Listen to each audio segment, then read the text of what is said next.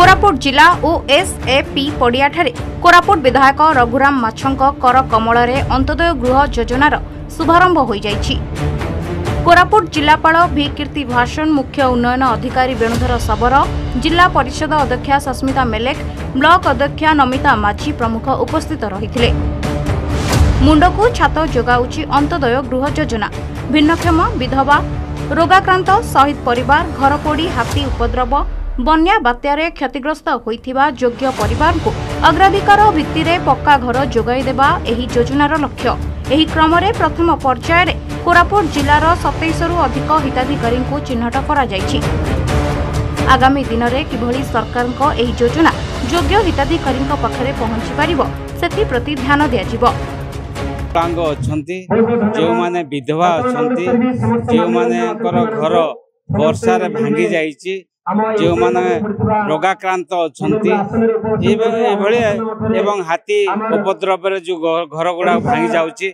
ओडिशा रे एमिते बहु लोक थिले जे सेमाने घर पाई पार नथले, तेणु एमानकु जो अंत्योदय गृह योजना ए नूतन योजना एवं माननीय मुख्यमंत्री मोहन चरण माझी सरकार आसिला परे तांकर चिंताधारा रे ए जो योजनार आज शुभारंभ कर कलाहांडी ठारू एटा निश्चित भाव रे बहु गरीब रु गरीब एवं विकलांग एवं अंत्योदय जो लोक धाड़ीर शेष जगार ठिया से भाया लोक मान आज जो घर देवार व्यवस्था कर निश्चित भाव में ओडिशार लोक माने उपकृत हेबे। माननीय मुख्यमंत्री करकमल द्वारा अंत्योदय गृह योजनार शुभारंभ करा खास करके कोरापुट जिले में जिला स्तरीय कार्यक्रम सहित विभिन्न समस्त ब्लॉक स्तरीय कार्यक्रम आज आयोजन करा कोरापुट जिले में पाखापाखि 2700 रु अधिक हिताधिकारी मान प्रथम पर्याय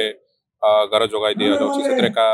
प्रथम पर्याय आमर सोशली डिसएडवांटेज्ड जमती पीडब्ल्यूडी हो जदि किसी विधवा हिताधिकारी थे एमती डिसएडवांटेज सोसाइटी हिताधिकारी मान प्रथम पर्याय बाछिकी घर जोगा दि जाऊँगी। आज